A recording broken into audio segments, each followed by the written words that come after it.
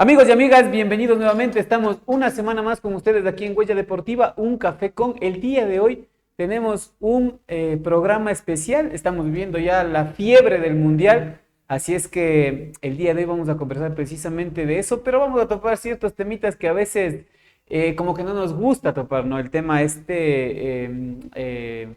un poco, digámoslo así, el lado oscuro de estas celebraciones que se dan cada cierto tiempo, y tengo un invitado de lujo. Ya vamos a saber de quién se trata. Queremos agradecer también siempre a las personas e instituciones que confían en nosotros, antes que ellos, también ustedes, por dejarnos de estar con ustedes ya durante este largo periodo de tiempo. Ya son 5 años de Huella Deportiva, 4 años de Un Café Con, y queremos celebrarlo con ustedes. Ya mismo el aniversario, salimos al aire justamente en épocas del Hatun Punja aquí en Cotacachi. Parece que el primer programa aquí en Cotacachi fue el 19 de junio, así es que haremos algo especial también por esa fecha. Queremos agradecer al municipio de Cotacachi. Siempre con esta administración, Cotacachi se pone bien. Con la administración del Vivir Bien, Cotacachi se pone bien. Queremos agradecer también al mercado Hatuxem. En el centro, en el corazón de Cotacachi, existe un lugar donde la tradición, el sabor, la confianza se encuentran. El mercado de Cotacachi, un espacio reconocido oficialmente como mercado responsable con la salud, certificado por el Ministerio de Salud Pública, y mercado gastronómico del Ecuador, avalado nada más y nada menos que por el Ministerio de Turismo. Aquí encuentras productos frescos, sabores auténticos y la calidez de nuestra gente. Ven, recorre sus pasillos, disfruta su gastronomía y vive una experiencia única. El mercado de Cotacachi, tradición, salud y sabor que nos distingue. Te esperamos todos los días. A INOS, Academia de Fútbol y Entrenamiento Deportivo; a Twitter, La Bicicleta del Ecuador; a Comercial Isabelita, que es este local que siempre nos abre las puertas para nosotros tener a nuestros invitados; a la Radio Pública de Cotacachi, que usted no tiene pretexto, esté donde esté, puede también conectarse con esta entrevista. Si no lo hace a través de los dispositivos móviles, lo puede hacer a través de las ondas mágicas de la 93.5 en FM, y también a través de su página web. Al Café Don León, este café que me voy a servir el día de hoy como invitado directamente desde la parroquia de Peña Herrera, allá en Intac, en la zona de Intac, dándole también esta alternativa que nosotros, que siempre estamos pensando en dar esas alternativas a la condición no minera en Intac. Así es que ahí está el café directamente de Intac, el Café Don León. Y a la Cooperativa de Oro y Crédito Santa Anita, creciendo con nuestra gente. Les damos un espacio a nuestros auspiciantes y enseguida ya volvemos con el invitado del día de hoy.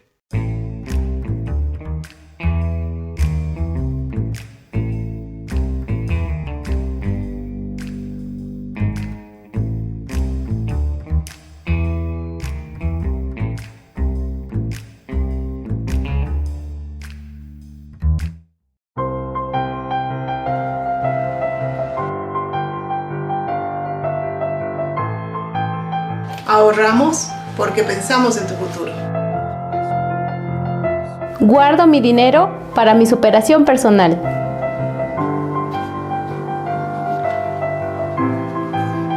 Invierto en mi paz y tranquilidad. Tú también puedes beneficiarte con ahorro a la vista, ahorro semilla, mi primer ahorro y depósito a plazo fijo. Pensamos en tu bienestar y en tu futuro. Somos Cooperativa de Ahorro y Crédito Santa Anita, creciendo con nuestra gente.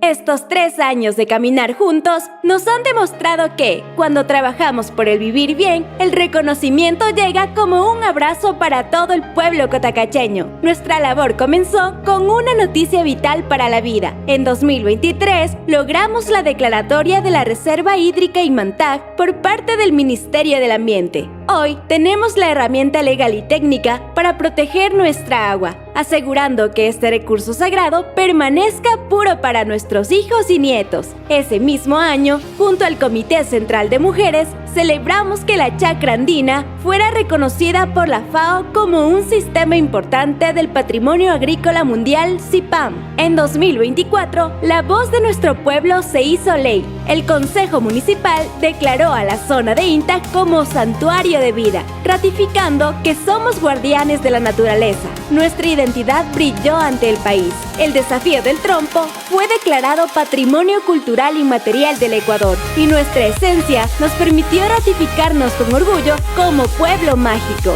La salud y el bienestar también son prioridad. Tras una evaluación rigurosa, recibimos la certificación como municipio garante de la salud y nuestro mercado Hatunsem fue reconocido por su compromiso con la sanidad, un mercado que además nos llena de orgullo al ser declarado mercado gastronómico por el Ministerio de Turismo, integrándose a la Red de Excelencia del Ecuador. Somos un cantón que mira al futuro sin dejar a nadie atrás. En 2025 fuimos reconocidos por cumplir al 100% con los indicadores de género en nuestra rendición de cuentas 2024 por parte de AME, liderando con el ejemplo de igualdad. Y mientras cuidamos la raíz, avanzamos hacia la modernidad. El Ministerio de Telecomunicaciones destacó nuestro nivel de madurez como ciudad inteligente y sostenible, fortaleciendo la conectividad para nuestra gente. La excelencia en nuestra gestión ha sido reconocida a nivel nacional con la entrega del sello defensorial Ciudad de Derechos Humanos y de la Naturaleza 2024. Este prestigioso distintivo, otorgado por la Defensoría del Pueblo, ratifica que somos un territorio que pone a la vida y a la dignidad humana en el centro de sus políticas. El campo sigue siendo nuestra fuerza. Recibimos el premio Buenas Prácticas Ejemplares Ecuador 2025 por el fomento productivo en la chacra andina y nuestro esfuerzo en ferias y turismo deportivo nos hizo acreedores al galardón Impulsor Pro. Este 2026 nos recibió con nuevas alegrías. El Foro Nacional de Turismo, Fonatur, reconoció a Cotacachi como el mejor destino agroturístico del país. Cada premio, cada sello y cada declaratoria son sinónimo de un trabajo en equipo.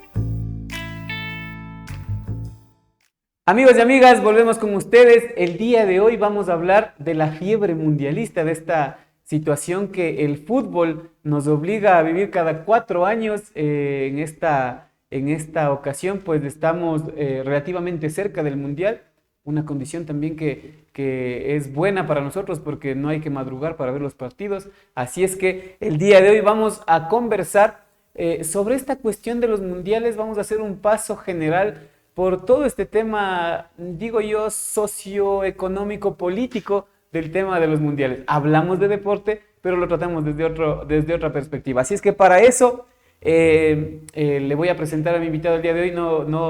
No puede ser de otra manera, pues siempre invitados de lujo aquí. Así es que no encontré una mejor persona que Edison Navarro para hablar de estos temas. Así es que le quiero dar la más cordial bienvenida. Agradecerte, Edison, por aceptar esta invitación. Es un programa un poco atípico de los que regularmente hacemos aquí, pero merece la pena y vale la pena. Así es que te doy la más cordial bienvenida y vamos a conversar de fútbol y vamos a conversar de lo que tú has hablado últimamente en tus redes sociales también, ¿no? Cómo intercambiarnos el tema, cómo se interrelaciona más bien el deporte, el fútbol, con todos los ámbitos de la vida, ¿no? Recién hiciste un video sobre el turismo y precisamente el tema político, y ahora quisiéramos hablar pues del tema deportivo y la política también. Sí. Bienvenido. Bueno, muchísimas gracias, Iván. Ahí la gente estará preguntándose qué sabe el Edison de fútbol, de deportes. Y bueno, yo en mi juventud jugué básquet, hasta fui de la selección de Cotacachi y estuve rondando en algunos equipos, pero bueno, ahí está. Pero ahora, como tú dices, vamos a hablar de otro tema que es muy importante y que existe en el deporte y particularmente en el fútbol, que tiene características bien amplias, que es la política, ¿no? La política que atraviesa absolutamente todo. Y bueno, tampoco se espante porque a la gente no le gusta hablar de política, pero hay temas que son cruciales de entender, hay cosas que están pasando en el mundo y que se reflejan también en el fútbol, perdón, en el deporte en general. Una cosa nomás, solamente para empezar la conversación. El PIN del 168, con el ¿no? que llega el equipo de Iraní.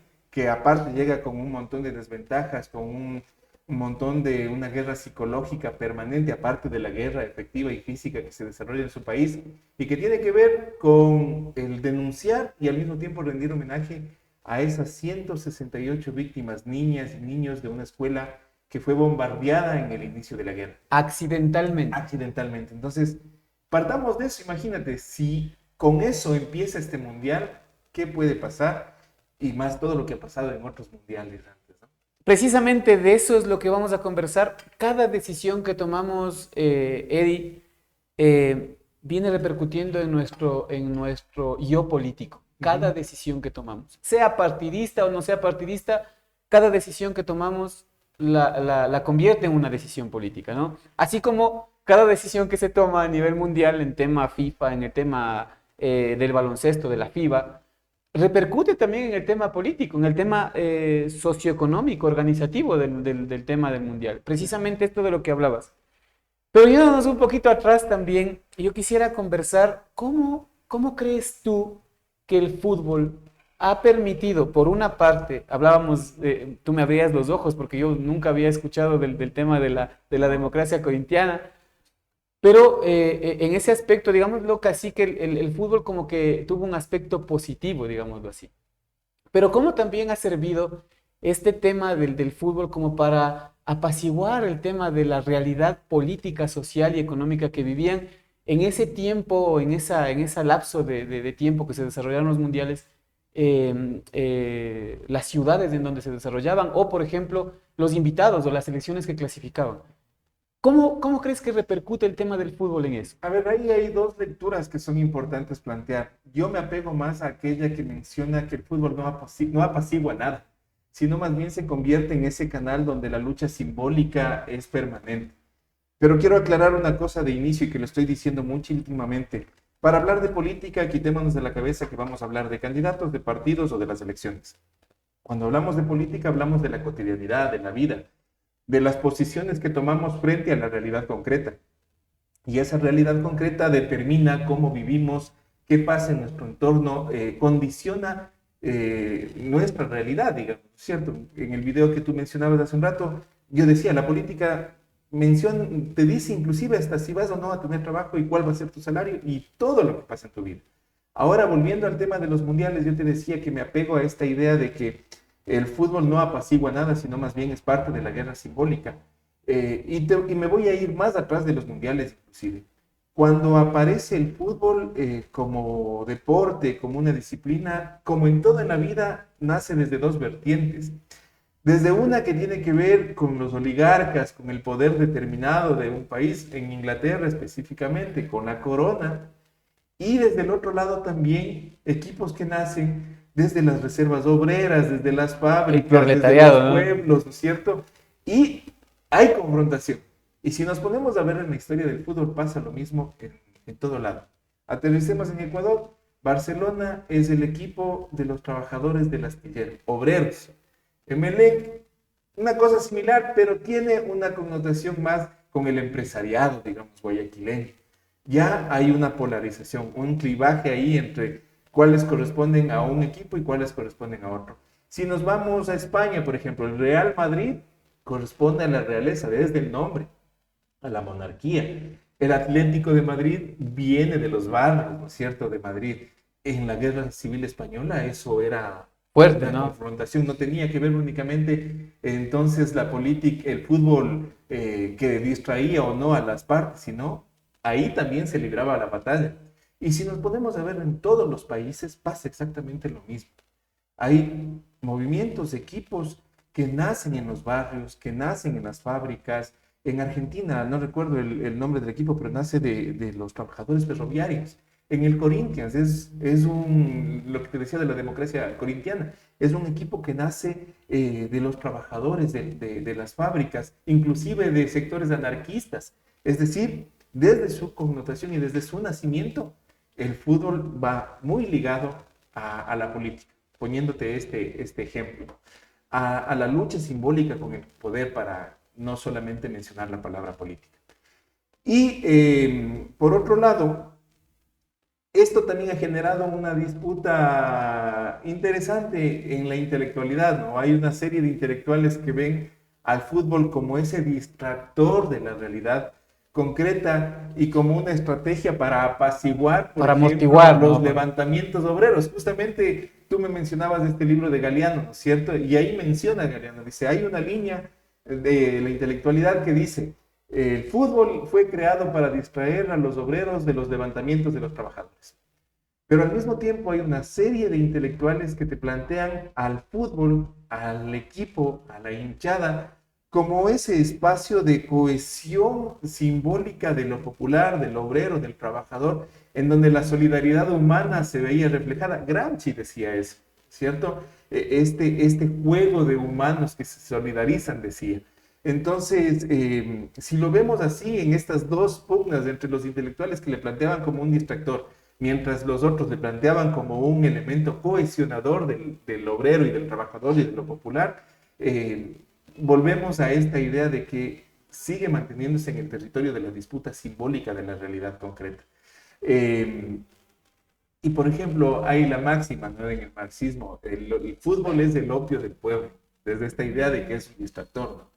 Pero las pasiones, la simbología de los equipos, el origen de los equipos, genera solidaridades que son importantes. Hace unos años atrás, con los primeros días del gobierno de Milei, quitó derechos a los jubilados. Los primeros en levantarse y en unirse a los jubilados, Las barras bravas, ¿no? las barras bravas de los equipos de fútbol. Ajá. Ahí está claramente cómo una posición ligada a la pasión deportiva, de dónde vienen los equipos, se solidariza con una lucha, en este caso, de los jubilados. Entonces, no hay dónde perderse, no hay separación. Más bien, es otro espacio de disputa simbólica de la lucha por el poder. Muchos plantean esto, ¿no, Eddie? Y lo que tú mencionas, esta cuestión de que durante el tema del Mundial creo que casi nadie habla de los problemas políticos, sociales, económicos. Precisamente el tema que nos atañe a nosotros, del tema seguridad, por ejemplo, que es una falencia súper grande en el país, y que me imagino que durante estos 40 días que va a durar el Mundial será un tema aparte de conversar, ¿no? Un tema secundario, digámoslo así. Pero la otra es esto, ¿no? Es cómo el fútbol ha tenido su bandera de lucha también, su bandera de reivindicación, inclusive de temas ideológicos, sociales. Ahí está, por ejemplo, el tema de la famosa mano de Dios y el gol del siglo, ¿no? En plena época en donde Argentina venía golpeada, ¿no? Golpeada, venía con esa cuestión un poco de la bronca, como dicen allá, y aparece Maradona para hacer lo que hizo. Fue la reivindicación de esa guerra triste para la Argentina, que es las Malvinas, ¿no? Contra Inglaterra, justamente. Entonces, esta disputa simbólica en la cancha de fútbol significó la vendetta de Argentina, ¿no? Y te ganamos como sea, con la mano, con la picardía del barrio, con la picardía latinoamericana, sudamericana, aunque los argentinos se llaman a sí mismos europeos, pero con esa picardía que tienen, bueno, no todos, con eso se ganó Argentina, y no ganó el Mundial únicamente, le ganó la guerra a los ingleses, ¿no? Entonces la gente dejó de hablar, digamos, del tema de la guerra como tal, pero reivindicó emocionalmente la pérdida de muchos jóvenes en la guerra de las Malvinas, y sintió, creo yo, me atrevo a decir, aunque esto puede ser rosado, una especie de alivio frente a todo lo que vieron, o porque obviamente el dolor de las madres, de las familias quienes perdieron a sus hijos en las Malvinas no se borrará con nada. Pero en el imaginario mundial fue Argentina le chirrió a Inglaterra y recuperó su dignidad. Y es por eso que Maradona termina siendo una especie de dios, ¿no? En Argentina. Claro. Precisamente por esto, ¿no? Por esta historia. Y es que es una especie de Dios por esto, pero también por la irreverencia. Porque nunca Maradona es uno de los símbolos de la rebeldía, de la resistencia, del no agachar la cabeza al imperio, al poder económico, que en el fútbol es brutal, ¿cierto? Y por eso se hizo famoso. Un genio como futbolista. Pero yo creo que lo que fortaleció la imagen no son únicamente sus jugadas, sino su posición política frente a la realidad que estaba viviendo, ¿no es cierto? El ser ese antihéroe con que la gente se identificó en un momento en donde las dictaduras estaban todavía fortalecidas en Latinoamérica, en donde se vuelve la representación después de un conflicto armado como el de las Malvinas, en donde toma partido, toma posición, en donde no se va a recibir un premio a los Estados Unidos, pero se va a recibir un premio de Fidel en Cuba, y toma una posición, ¿no? Y el tomar una posición ya de por sí es política, un personaje que se vuelve disruptivo en el escenario económico del fútbol. El otro día veía un video en el que Maradona hace un partido benéfico para un niño, más allá de que le dijeron que no haga el partido, que se puede lesionar, que le van a multar, que no le van a apoyar. Él hace el partido benéfico en una cancha de lodo donde jugó toda su vida y se antepone a la estructura, en este caso del equipo y del fútbol formal, que le decía no. Eso es lo que le hace a Maradona fuerte, que no pasa lo mismo con Pelé, que Pelé pudo haber sido un genio, pero él Adoptó la línea corriente del poder del fútbol. La línea cómoda, digamos así. Ajá. La línea cómoda en donde había que estar. Sí. En cambio, Maradona empezó a tener esas, como tú dices, esas cuestiones disruptivas, de rebeldía, de esas cosas, y por eso es que la gente, no solo en Argentina, sino creo que en Latinoamérica entera, le tienen siempre como el jugador de fútbol que peleó siempre contra el sistema, digámoslo claro, así. Por supuesto. Es así. Yéndonos un poquito más atrás, hay una época también en la que Estados Unidos y en esa época la antigua Unión Soviética también viven estas épocas un tanto tristes, ¿no? Y el fútbol también se da en esa época, ¿no? Y hay estas cuestiones en las que el fútbol también representa eso, representa el hecho de estas cuestiones de, como tú decías hace un momento, que se dan como para poder denunciar al mundo estas cuestiones que estamos viviendo. Claro, a ver, en este momento histórico donde la historia era bipolar, donde estaba por un lado el capitalismo representado por los Estados Unidos, el comunismo representado por la Unión Soviética. Occidente y Oriente. Oriente y Occidente, la guerra fue simbólica, la Guerra Fría, por eso adquiere ese nombre, ¿no? Porque la Guerra Fría es netamente simbólica, por eso la lucha por conquistar el espacio, ¿no es cierto? Por eso la batalla cultural desde el cine, ¿no es cierto? Rocky contra Iván Drago, y Rocky ganándole a Iván Drago y levantando la bandera norteamericana, es simbólico, ¿no es cierto? Lo mismo pasó en el fútbol. Obviamente la Unión Soviética no tuvo esa notoriedad deportiva en el fútbol, digamos, pero sí lo tenía en los otros deportes, ¿no? Disciplinas olímpicas, sobre todo. Potencia, ¿no? Potencia olímpica, Rusia, frente a Estados Unidos, que también encaminaba esa línea. No necesariamente en el fútbol, pero sí en el tema olímpico. Quizás son las dos países, cuando había la Unión Soviética, que más medallas olímpicas han ganado en la historia. Uh-huh. Y tiene que ver con esta batalla simbólica, ¿no? ¿Cuál de los dos modelos políticos y económicos sostiene mejor, inclusive la calidad física, mental, deportiva de sus ciudadanos? Entonces, vuelvo a lo que decía al inicio, ¿no? La guerra simbólica está en todo, no puede desprenderse de alguna parte. Y hablando también de esto, de Oriente y Occidente, hablemos de Alemania también, pues, Eddie. Claro, hay que el muro de Berlín y todas esas cuestiones que también no le permitían a Alemania participar, digámoslo así, con una selección entera del país, ¿no? Sino que en ocasiones tenía que jugar Alemania Occidental y la Alemania Oriental, ¿no? Son cosas que se dan. Claro, vuelve al tema de lo simbólico, ¿no? Y la prohibición también, ¿cierto? Porque había que castigar a lo que estaba profano, fuera, a lo claro. satánico, en este caso al comunismo, ¿no? Y no dejarlo participar, sacarlo de estos eventos civilizatorios, era decirle a la gente, ellos no pertenecen ¿no es cierto? No pertenecen a este mundo que se construye desde las libertades y todo el discurso capitalista, ¿no? Y eso es lo que pasó también en Alemania y es lo que sigue pasando ahora. Por ejemplo, que Irán esté jugando el Mundial es milagroso, digo yo, porque tan tranquilamente decían estaba en guerra sin ver quién la empezó y no le dejaron participar como lo hacen con Ucrania, con Rusia en relación a la guerra Rusia-Ucrania, ¿cierto? Rusia está prohibida de participar en los mundiales y tiene que ver con esta batalla simbólica nuevamente, es decirle, estos incivilizados no pertenecen a esto. Recordarás al principio de cuando ya se sabía la sede de los mundiales y creo que la guerra entre Estados Unidos e Irán, si bien es cierto, data de mucho tiempo atrás, y como tú dices, es una guerra inclusive simbólica que data de mucho tiempo atrás, pero la guerra física, digámoslo así, se da a partir de este año, enero, febrero.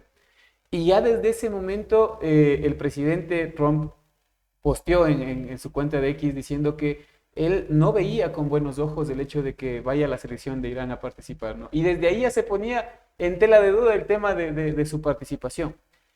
Algo que hay que rescatar ahí también es que, si bien es cierto, la FIFA tiene reglamentado ese tema, ha hecho caso omiso a esa situación, ¿no?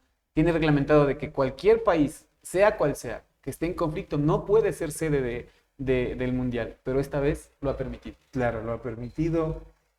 Y aparte de eso, le permite no solamente que en los Estados Unidos que sea sede, que tenga su selección jugando, sino también que tome decisiones sobre el otro, que en este caso es Irán. El hecho de no permitirle pernoctar en el país, estar en el país, sino que tenga que jugar y salir a México.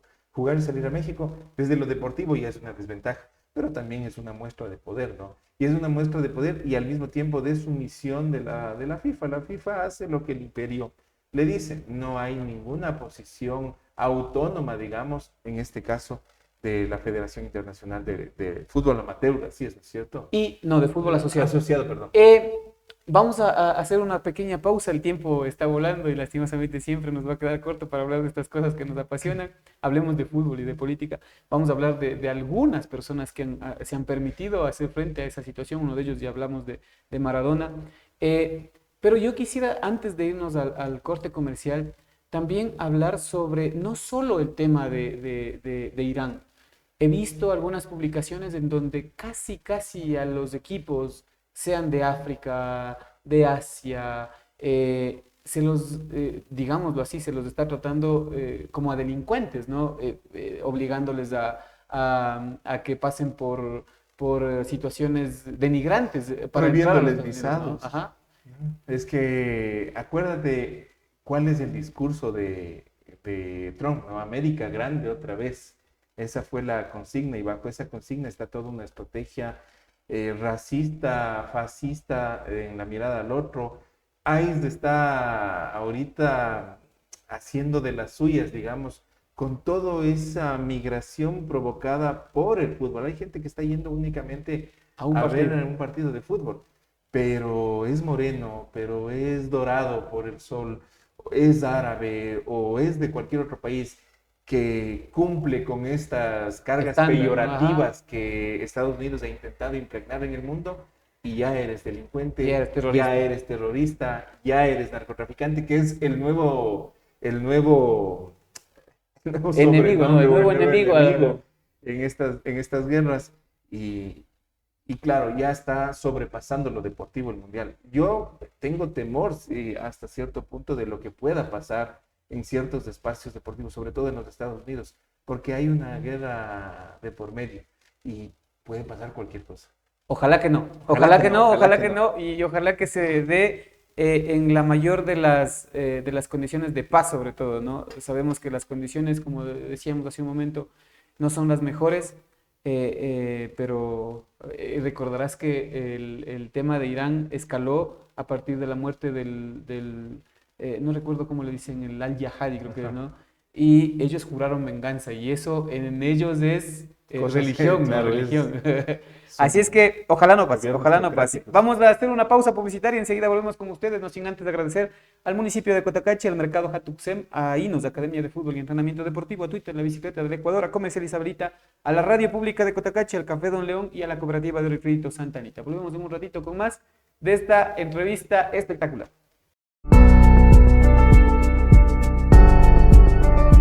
Llegamos donde otros no llegan. Estamos contigo desde el inicio, porque creemos en ti y en lo que hacemos. Tú también puedes beneficiarte con un crédito microempresarial, agrícola, ganadero y de consumo, sin encaje y pagos de acuerdo a tu actividad económica, desde $500 hasta $30,000. Somos Cooperativa de Ahorro y Crédito Santa Anita, creciendo con nuestra gente.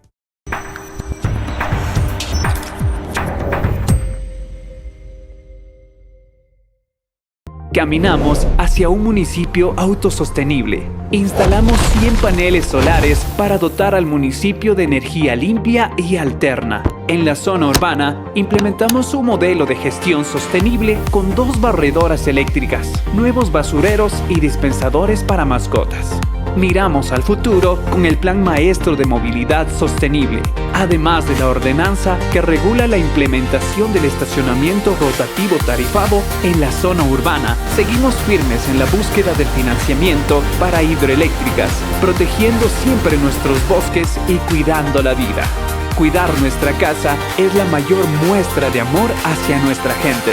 En la administración del vivir bien, entendemos que proteger la naturaleza es nuestra misión. Por eso, invertimos cada recurso en Acusmit, custodiando los ecosistemas y la riqueza hídrica, que es la vida misma de las y los cotacacheños. Sembramos futuro con más de 8,000 nuevos árboles y llegamos con educación ambiental a 25,000 personas. Con un relleno sanitario renovado, aseguramos un hogar más limpio para nuestras familias y protegemos a quienes nos dan su amor incondicional. Atendimos a más de 1,200 mascotas y dimos un paso firme hacia la empatía.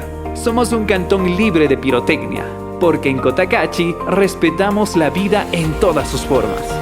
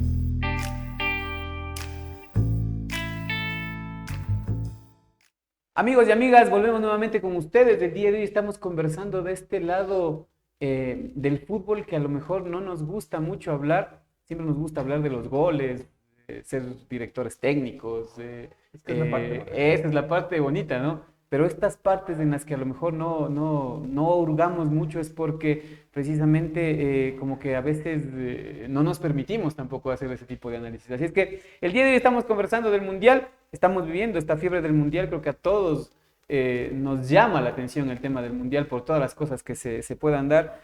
Pues del día de hoy vamos a conversar sobre aquello.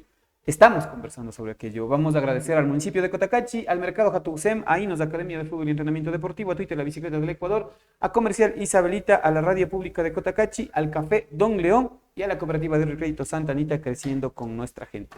Nos habíamos quedado en esta parte en la que el fútbol ha sido pues una de estas herramientas en las que lastimosamente se han dado este tipo de condiciones un poco negativas. Pero tú me conversabas y como digo, no había tenido ese conocimiento, pequé de ignorante y tú me decías, ¿cómo va a ser eso si tú eres pelotero? Pues me di cuenta que no había conocido esta cuestión de la democracia corintiana. Y este es un puntal fundamental también de cómo el fútbol puede ayudar a organizar a la gente. Y eso es precisamente lo que a veces, desde el punto de vista político, organizativo y social, buscamos también, ¿no? Bueno, yo te comentaba de esto de la democracia corintiana porque es una experiencia muy importante en la historia nuestra sudamericana, latinoamericana. Para que la gente un poco conozca así a breves rasgos, Corinthians, ustedes saben que es un equipo de fútbol brasileño que, como decíamos hace un rato, nace de los trabajadores, nace de colectivos anarquistas, de los sindicatos, en medio de toda su vida atraviesa la dictadura en Brasil, que es una dictadura terrible desde los 60 hasta los 80, ¿no es cierto? Una dictadura bastante fuerte, bastante grande, y la democracia corintiana se convierte en un ejemplo cohesionador de un grito popular en contra de la dictadura. La democracia corintiana es los jugadores decidiendo sobre el equipo, decidiendo sobre las condiciones del equipo, las realidades del equipo, las decisiones importantes del equipo. Pero eso se trasladaba a un discurso masivo, ¿no? Porque la democracia corintiana aprovechaba ese escenario, todos los jugadores, y ahí Sócrates es uno de los más icónicos y representativos, porque él se vuelve el portavoz de un discurso político aprovechando la plataforma que le daba el fútbol. Imagínate, en Brasil el fútbol es religión, ¿no es cierto? Es religión. Entonces, una figura como Sócrates, un gran jugador seleccionado de Brasil, no sé si fue campeón del mundo, pero aprovechaba el escenario que tenía para enviar el discurso político en favor de la democracia, en contra de la dictadura, y desde ahí ojalá sin ser tocado, porque eso era enfrentar un riesgo enorme también, pues, el hablar de la dictadura. Pero esto es lo que hace la democracia corintiana, esto es lo que hace Sócrates, ¿no es cierto? Es cohesionar todo un discurso de rebeldía, de lucha frente a la dictadura, hacerlo práctica dentro del equipo, es decir, nosotros seamos democráticos en medio de un escenario de dictadura, que ya podemos entender lo que eso significa, y digámoslo a la gente, digámoslo a la sociedad. Y la barra se conecta y los equipos se conectaron y empiezan a construir un discurso en contra de la dictadura y rebelde. Pero no es solamente este tema, o sea, lo que decíamos hace un rato, la parte bonita del fútbol también es política. Acuérdate del juego bonito, del juega bonito. Todos esos jugadores irreverentes. No son los jugadores encasillados bajo la norma que establece el poder en torno a la FIFA, sino es lo que ellos querían ser. Jugar, divertirse, era un juego, no era lo que para ahora es los jugadores, ¿no? Este esquema bien delimitado de lo correcto para ser el deportista de élite, inclusive para salirte de lo político, ¿no? Que no se replique la historia de la democracia corintiana o de Sócrates, que te ponía el ejemplo. Encasillarse, ¿no? Eso es prácticamente lo que ahora también hacen los equipos de fútbol, encasillar a los... Y por eso es que Galeano en el principio de ese libro habla sobre eso, ¿no? Sobre el tema de que ya hay cada vez menos jugadores que rompen la defensa con un dribbling, y hace una especie de prólogo en la cual habla sobre eso, ¿no? Y precisamente de eso hay que llenarse, porque eso es lo que enamora, eso es lo que le gusta. Por ejemplo, te comentaba hace unos momentos nomás, que a nosotros, a la época de los 90s, 80s, 90s, nos gustaban esos juegos, ¿no? El juego del jugador que no tenía miedo a enfrentarse al rival. Que en ese tiempo, recordarás que volver la pelota hacia atrás era un pecado mortal, ¿no? Y toda la barra te pifiaba y te decía. Ahora, por ejemplo, los juegos y cada partido que veo yo, por ejemplo, si un equipo ya no tiene más llegada hacia adelante, vuelve al arquero y empiezan a empezar de nuevo, ¿no? Entonces, todas esas cosas como que sí son parte del tema político del fútbol, ¿no? Hablando del tema de Corinthians, me causó impresión de que en esos 2 años en los que la democracia corintiana está presente en el equipo, ellos logran 2 veces el campeonato paulista. Y precisamente se da por eso, porque ellos inclusive empiezan a tomar decisiones sobre el tema económico del club, que lo recibieron inclusive con un desfase me parece que era como $3.000 o 3 millones de dólares de desfase. Y ellos, a partir de esa democracia en la que inclusive, dice ellos, hasta el utilero tenía un voto, ¿no? Y nadie estaba por encima de nadie. Y es precisamente eso. Ellos utilizan también, creo que es la primera vez según la historia que dice eso, que utilizan uniformes con la propaganda política, ¿no? Uh-huh. Y ellos hablaban de la democracia, de votar ya, de que los votos, de que había que ir a las urnas ya. Exacto. Y eso precisamente está pasando ahora. Todos los simbolismos que hemos visto, por ejemplo, en el tema de la selección de Irán y otras cosas más, ¿no? Celebraciones de goles, por ejemplo, en las cuales también se pone en práctica eso, y creo que un montón de cosas también de las barras, inclusive de los equipos que se ponen a jugar con esa situación. Sí, vuelvo a lo que decíamos antes, ¿no? La guerra es simbólica a todo nivel, y aquellos equipos, aquellos jugadores que sienten este espacio del Mundial como el escenario para mostrar un discurso, una rebeldía, una posición frente al mundo, lo han venido haciendo. Hay una foto histórica de 3 en las Olimpiadas, es esto, ¿no? No estoy seguro si son norteamericanos, negros, afros, que ganan medallas olímpicas, y la foto es levantando la mano, ¿no? En símbolo de rebeldía y de este símbolo muy, muy representativo, sobre todo de las panteras negras de los Estados Unidos, este movimiento guerrillero, político, urbano, digamos. Ha pasado en la historia. Hubo un jugador de fútbol americano hace algunos años atrás que se arrodilló en forma de rechazo a la política racista de los Estados Unidos. Y en el fútbol, en el Mundial, ya dijimos lo del ping, y aparecerán un montón de otros elementos simbólicos que lo que van a hacer es seguir manteniendo esta batalla cultural, ¿no? Es entre lo que intenta instaurar el poder desde la FIFA en este caso, y la resistencia que generan todos los otros países y jugadores que tienen una posición política, ¿no? Y la historia así ha sido. Maradona, como decíamos, Ronaldo, Ronaldinho, el equipo brasilero, que era un lujo verles jugar de Diego Bonito, Italia, que tenía una larga tradición obrera en donde sus equipos también han nacido de esa línea, así como fascista también, ¿no? Conversábamos de España, por ejemplo, hace un rato. Son países y son equipos que en su tradición han tenido han sido parte de la guerra cultural y de las batallas ideológicas demostradas en el fútbol, ¿no? Sus victorias han sido dedicadas a la barra, a una barra determinada, como tú decías, las celebraciones. Todo esto entra en juego, y esto vamos a ver en el Mundial. Quizás lo que nos toca hacer es un poquito más finos en el detalle para entender lo que está pasando.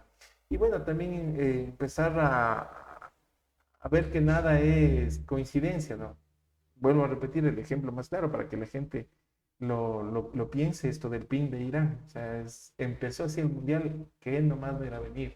¿Con qué saldrá Irán a la cancha? A la cancha, ¿no? Una bandera, algo van a hacer. Sí, estoy convencido de eso también.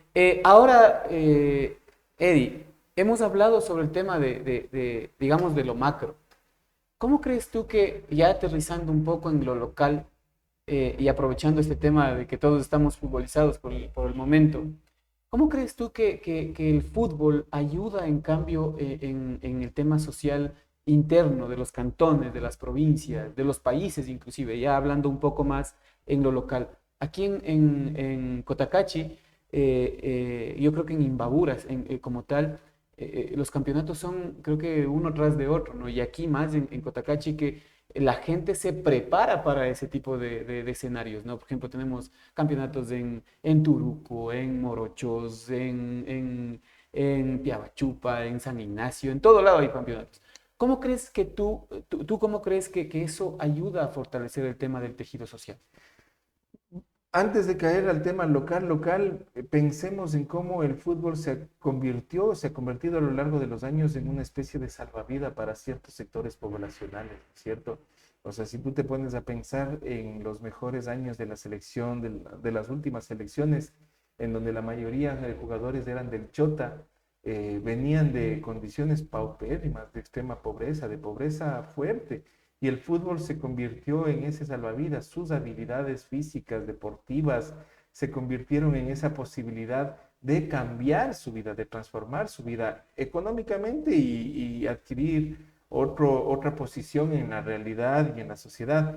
Y pienso en esa generación de jugadores que consiguieron todo esto, pero siempre pensaron en dónde venían. Por ejemplo, yo me acuerdo de Ulises de la Cruz, que hacía proyectos de agua de alcantarillado en Pichucho, por ejemplo. Adquirió notoriedad, adquirió un nivel económico e intentó devolver, aprovechar esa notoriedad para que por ahí salga una obra, para gestionar presupuesto para Y sus eso también es territorios. político. Convirtieron la cancha de tierra donde siempre dicen Edison Méndez, El Pin, todos los jugadores del Chota que aprendieron a jugar, y ahora es una cancha de césped sintético. Cambió en ese momento la realidad de este sector de Imbabura. Y lo mismo pasa en Esmeraldas, y lo mismo pasa de donde han sido todos los jugadores que, si tú no te pones a pensar, vienen de condiciones populares complejas. Quizá el único jugador que no es de esa condición es Campano, cierto, que viene del otro lado, más bien de la mayor riqueza del país.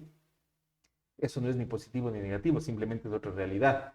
Pero la gran mayoría de los jugadores viene de estos otros escenarios. Buscaron esa alternativa, Entonces, ¿no? el fútbol se convirtió y se ha convertido a lo largo de la historia también en un escape de la pobreza para muchos. Y de hecho ahora hay muchas generaciones de jóvenes que buscan eso, ¿no? Buscan apuntarse en el fútbol con ese sueño de sacar a la familia adelante. El sueño de nosotros, los que no hemos tenido nada, de tener la casita, por ejemplo, ese es típico, pero es bien sentido, viene de dentro, viene de una realidad difícil. Y pensemos que eso es lo que ha transformado a varios sectores del país y la forma de entender también el deporte y de entender el fútbol. Cómo esto también pone en debate el tema del racismo, ¿no es cierto? Cómo ponen el debate de qué estamos construidos los ecuatorianos. Tenemos una sociedad intercultural riquísima, en donde la mayoría de nuestras selecciones de pueblo afro, los negros ecuatorianos, y cuando digo negros no lo utilizo peyorativamente, porque hay sectores que prefieren decirse negros, hay otros que se dicen afros a sí mismos, pero planteémoslo así. Está en la selección, estamos representados mayoritariamente por el pueblo negro ecuatoriano, por el pueblo afroecuatoriano, y nos transforma, ¿no? Porque nos creemos blancos, arios y lo que sea, pero estamos ahí pendientes de lo que este equipo está haciendo. De lo que haga el negrito. Al mismo tiempo, les sacamos todo el racismo cuando se equivocan y nos bendecimos de ese racismo cuando hacen goles, ¿no es cierto? Entonces, hay un debate también ahí que es interesante plantearlo. Y eso se traslada a todo lo demás, ¿no es cierto? Y eso se traslada a que el fútbol para los jugadores ha sido transformar la vida, pero el fútbol tiene toda una dinámica económica detrás. Si vemos a nivel mundial los millones de dólares que mueve el fútbol, pero si lo vemos a lo micro, que son los campeonatos de las comunidades, por ejemplo, el ejemplo que tú ponías, es dinámica económica, porque en una comunidad tú no encuentras menos de 20 equipos. Y son 20 equipos que compran uniformes, son 20 equipos que compran balones, son 20 equipos que se movilizan en taxis, en camionetas, son 20 equipos que pagan una inscripción, son 20 equipos que llevan a sus familias a los escenarios deportivos y compran los chochos, compran la comidita, compran cualquier cosa, compran el agua, generan dinámica económica en la comunidad donde se desarrolla el campeonato. Y es por eso que en Cotacachi tienes campeonatos en todos lados. El otro día bajábamos de Topo, había campeonato en Topo, había campeonato en Santa Bárbara, había campeonato en Turuco, es decir, en menos de 3 kilómetros, de 2 kilómetros había 3 campeonatos, ¿no es cierto? Porque genera dinámica económica, pero aparte de generar esa dinámica económica de todo el flujo de dinero que esto genera, también tiene que ver con que la gente entiende al fútbol, entiende al deporte como ese elemento cohesionador de la comunidad, de la familia, de los sueños. imagínate, cuando juegan los equipos de Cotacachi en el Cerro Porteño, te guste o no te guste el fútbol, estás pendiente, en el Cerro Porteño, en el Paucar, te guste o no te guste el fútbol, estás pendiente porque son cotacacheños, pues entonces genera el sentido de pertenencia, ¿no es cierto? Entonces, el fútbol es impresionante cómo dinamiza a la sociedad como tal y la economía. Los papás están preocupados porque los guaguas estén en una escuelita de fútbol, no con el afán quizá de que se hagan profesionales, sino con el afán de que crezcan con valores que el entrenar un deporte da. El fútbol, disciplina, compañerismo, respeto, responsabilidad, solidaridad. Tú eres entrenador, tú más que nadie sabes todos esos otros elementos humanos que te genera la práctica deportiva y particularmente el fútbol. Entonces, eso cambia, transforma la sociedad. Y los eventos como el Mundial, como la Copa América, como los campeonatos nacionales y como los campeonatos comunitarios, lo que hacen es esa transformación social, materializarla en la solidaridad de los equipos y en la dinámica económica que genera. Ahora sí voy a hacer propaganda política. Nosotros como Vivir Bien hemos visto eso. Yo más he tenido esa experiencia, él ha sido futbolista y sabía. Y nos hemos conectado de ese conocimiento y en la primera administración adecuamos, mejoramos 103 estadios. Y eran 103 estadios y uno decía, ¿por qué nos metemos tanto ahí? Luego ya entiendes toda la dinámica que tiene el fútbol ahora. Y las comunidades te piden el graderío porque sí es importante para la comunidad. Te piden los camerinos, te piden baterías sanitarias como elementos importantes para la comunidad. Y son importantes por esto que conversamos. Es interesantísimo este tema porque, como te decía, en algún momento el hecho de dotar a las comunidades, a los barrios de la infraestructura deportiva, no solo tiene que ver con el deporte, porque a la final el comité barrial tiene que organizarse de mejor manera para administrar ese espacio, claro, ¿no? Claro. Algo que te voy a comentar así, a breve rasgos nomás. Yo crecí en un barrio en Otavalo que se llama la Ciudad de Jacinto Coyahuaso, primera etapa. Ahí se desarrollaba, creo que después del campeonato de Liga Cantonal, el segundo campeonato mejor, el segundo mejor campeonato de Otavalo. Bajaban todos los equipos que jugaban en la Liga Cantonal a jugar ese campeonato. Viene la decisión política de parte del municipio en ese momento de adecuar el espacio, ¿no? Y por ahí salta la necesidad de que las señoras también necesitan un espacio para hacer el recorrido mañanero, ¿no? El caminar, el correr alrededor de la cancha. Le reducen de espacio a la cancha.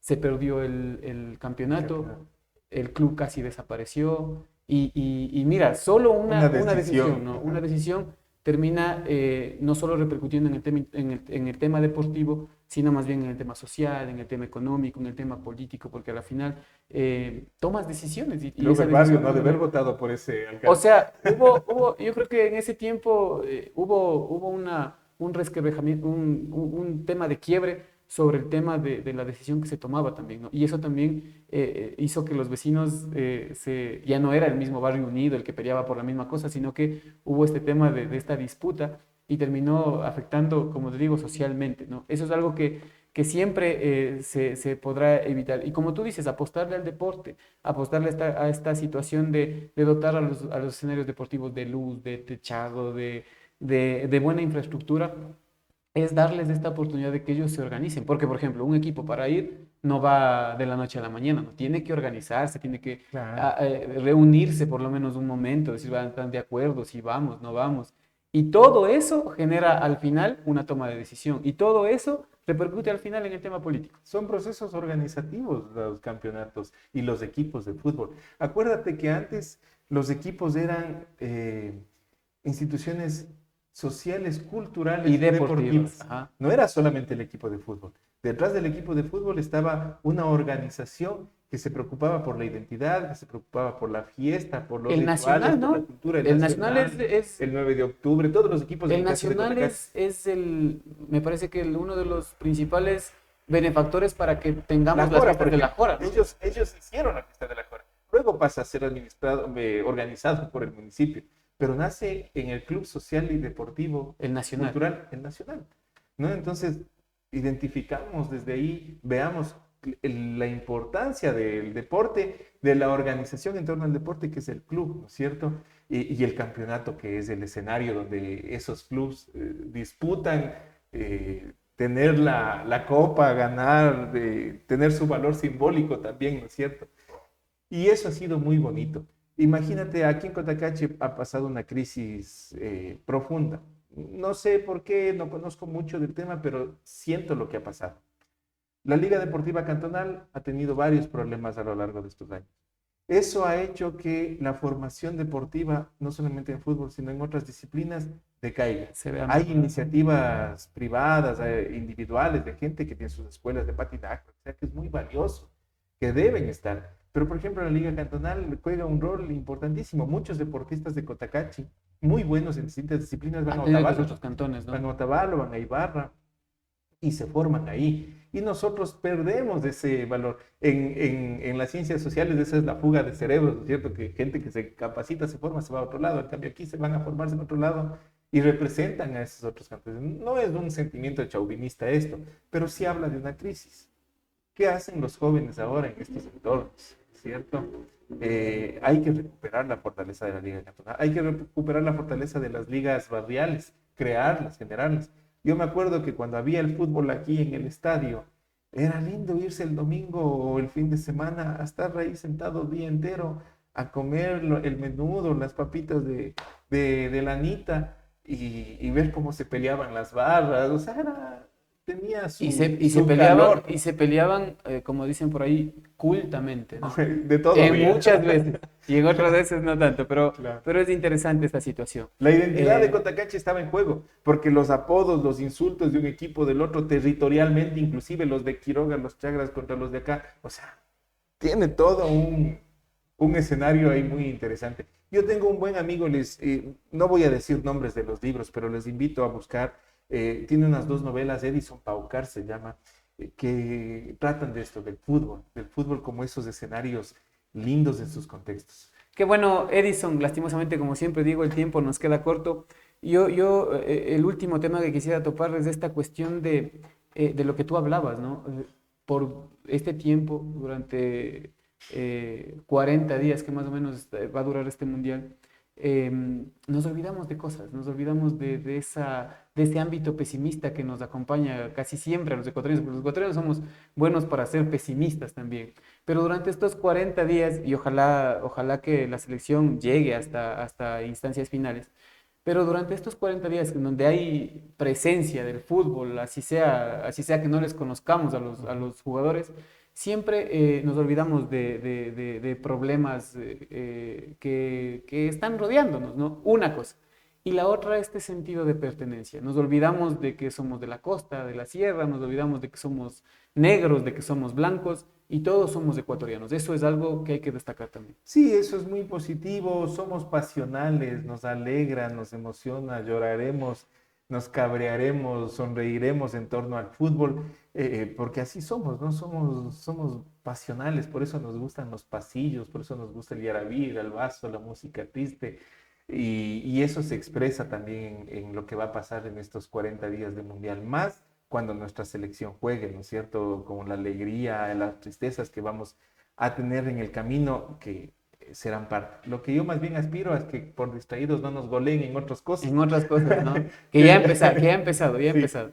Que ese es otro tema que también hay que estar muy atentos, ¿no? Hay que disfrutar del Mundial con todos los bemoles que tiene, con todo el poder y las cosas que están detrás, también nos generan alegría y hay que disfrutarlo. Hay que percibir todos estos actos de rebeldía que van a pasar en el Mundial, como tú decías, desde los festejos. Miremos el Mundial no solamente desde lo deportivo, porque alrededor del Mundial están pasando cosas y van a pasar cosas. Apeguémonos a eso, porque eso es parte de entender nuestra realidad, es parte de entender lo que está pasando, y regresemos a vernos, ¿no? Regresemos a vernos, identifiquémonos con esa selección tan diversa que tenemos, sintámonos felices de lo que se ha conseguido, que nuestras aspiraciones se vuelvan realidad durante este tiempo en el deportivo. Soñamos, yo les escucho a los futbolistas, a los seleccionados que dicen que lleven bastante ropa, que no le tenemos miedo a nadie, que vamos con todo, y espero que así sea. Y si es que no es así, igual sintámonos orgullosos, que mundiales van a haber, equipos van a haber, jugadores tenemos.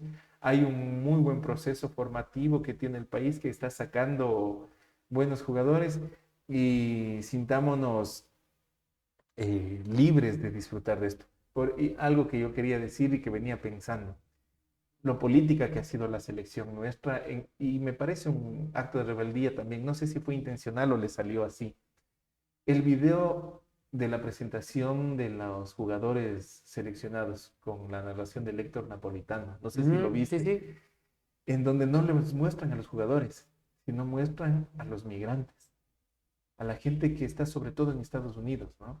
Y mencionan y dicen, hoy convocamos a los que se levantan a las 5 de la mañana, a los que construyen casas y empiezan a hacer un discurso en torno al esfuerzo y sacrificio de todos esos migrantes que están en Estados Unidos o en otros países y que se dedican a trabajar y a sacar adelante a nuestro país desde donde ellos están, relacionándolos con la selección de fútbol. Es decir, la selección somos todos. Estos jugadores que nos van a representar, pero todos los que nos hemos ido o nos hemos quedado y vuelvo a decir, fue bastante político, ¿no? En el país donde hay unas restricciones brutales, donde hay una guerra en contra de los migrantes pobres, hacer un video en donde rescatemos que la selección somos todos, sobre todo quienes no están, me pareció un acto muy bonito, emotivo y súper bien cargado. Bien, ¿no? Y lo que tú decías, ¿qué nos deparará este mundial? Porque veía algunas situaciones, dos que voy a destacar ya para finalizar. El tema de cómo en México, por ejemplo, se ha escondido los barrios pobres, se les ha vallado a los barrios pobres para que la gente no vea eso, por ejemplo. Y otra de las situaciones en el partido contra Guatemala, y eso también es algo que hay que mencionarlo, hubo una persona que entró a la cancha, ¿no?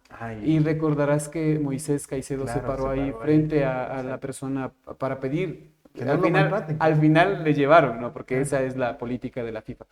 Pero él se paró ahí a defender a la persona, cosa que muy pocos jugadores hacen, ¿no? Eso es político. Eso es política. Eso es político. Y no quería, con esto que dices ahorita, que se vallaron los barrios pobres, pasó en el reinado, en el mismo universo aquí en el Ecuador, pasa ahora en el Mundial. También hay que maquillar, ¿no es cierto? Y eso, vuelvo a decir. Pero sobre todo, yo creo que el poder acepta, ¿no? Acepta que hay ese tipo de condiciones que están presentes, las acepta y no las presenta. Es que también es un devenir del fútbol, ¿no? Cada vez es menos deporte y es más negocio. Y para sostenerse en el negocio, para sostener que una entrada a una final te cueste sobre los $10,000, hay que volverlo estético también, pues. Entonces, la pobreza no es estética, ¿no? Así es. Entonces hay que volverlo estético. Por eso maquillan la pobreza, esconden la pobreza y lo vuelven un producto para que la gente consuma ese producto. Qué bueno, Eddie. Hay que disfrutar el Mundial, como tú lo dijiste. Sí. Hay que ilusionarnos, hay que emocionarnos, hay que hacer todas estos sentimientos, hay que aflorar los sentimientos, pero sobre todo hay que tener siempre este tema de conciencia, ¿no? Este tema de conciencia social, conciencia de clase, como decíamos en algún momento, y también saber que detrás de todo el tema, de todo lo que nos rodea, porque no podemos hablar solo del fútbol, de todo lo que nos rodea, hay situaciones y condiciones que uno tiene que tomar postura, ¿no? Sí, sí. Me estaba riendo, discúlpame que te corte un poquito porque yo sé que alguien que va a ver esto me va a decir, ahí está, todo le ves lo malo. No le estoy viendo lo malo, disfrutemos del Mundial, pero pensemos que también hay otros elementos. Gracias, Iván, Gracias, Eddie. Esta entrevista la he disfrutado mucho porque en realidad siempre he topado estos temas con muchas personas, ¿no? Con mis hijas, con mi esposa, con gente futbolera a rabiar. Y siempre ha habido este tema de conversación y creo que siempre hemos llegado a esta situación de que cualquier situación que uno asuma siempre es política. Así es que les agradecemos a ustedes. Recuerden que Chuya Vida tenemos y es un ratito, así es que vaya, aproveche, abrace a la persona que tiene al lado, siempre trate de ser feliz, haga feliz al resto. De eso se trata nuestro paso fugaz por esta vida que es rapidito y sobre todo pues haga deporte, haga actividad deportiva, que eso le va a ayudar al final de sus días a vivir dignamente, autonomía y a vivir dignamente, como les decía. Nos estaremos encontrando con ustedes la próxima semana. Ojalá Ecuador pase a instancias finales y ojalá nos emocione a todos. Hasta pronto.